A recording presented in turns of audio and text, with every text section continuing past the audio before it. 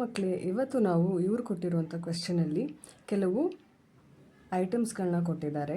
ಅದನ್ನು ನಾವು assets, liabilities, capital, expenses or losses and incomes and gains ಯಾವ ಕ್ಯಾಟಗರಿಯಲ್ಲಿ ಬರುತ್ತೆ ಅಂತ ನಾವು ಕ್ಲಾಸಿಫೈ ಮಾಡಬೇಕು. ಸೊ ಫಸ್ಟ್ ಒನ್ ಬಂದುಬಿಟ್ಟು ಫರ್ನಿಚರ್ ಅಕೌಂಟ್. ಫರ್ನಿಚರ್ ಬಂದುಬಿಟ್ಟು ಅಸೆಟ್. ಸೊ ನಾನಿಲ್ಲಿ ಎ ಅಂತ ಹಾಕ್ಕೊತೀನಿ.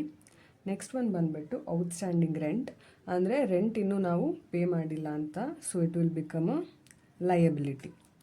ಓಕೆ. ಬ್ಯಾಡ್ ಡೆಟ್ಸ್ ಬಂದುಬಿಟ್ಟು expenses. Next interest receivable. Interest ಇನ್ನೂ ರಿಸೀವ್ ಆಗಿಲ್ಲ, ಇಟ್ ಈಸ್ ರಿಸೀವಬಲ್. ಸೊ ಇದನ್ನು ನಾವು ಅಸೆಟ್ ಅಂತ ಕನ್ಸಿಡರ್ ಮಾಡ್ತೀವಿ. Rent received in advance.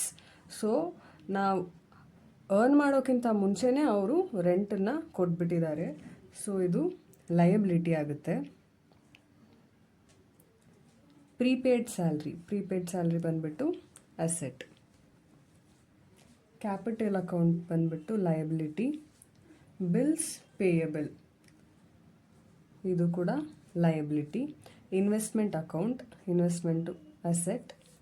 Sales returns, so customer return ಮಾಡಿರೋದ್ರಿಂದ ನಮಗೆ ಲಾಸ್ ಆಗಿದೆ. ಸೊ ಇದು ಎಕ್ಸ್ಪೆನ್ಸಸ್ ಆರ್ ಲಾಸಸ್ ಕೆಳಗಡೆ ಬರುತ್ತೆ. ಬ್ಯಾಂಕ್ ಓವರ್ ಡ್ರಾಫ್ಟ್, ಸೊ ಲೆಕ್ಕಕ್ಕಿಂತ ಹೆಚ್ಚು ವಿಡ್ರಾ ಮಾಡಿದ್ದಾರೆ. ಸೊ ಅದನ್ನು ನಾವು ವಾಪಸ್ ಕೊಡಬೇಕಾಗುತ್ತೆ. It is a liability.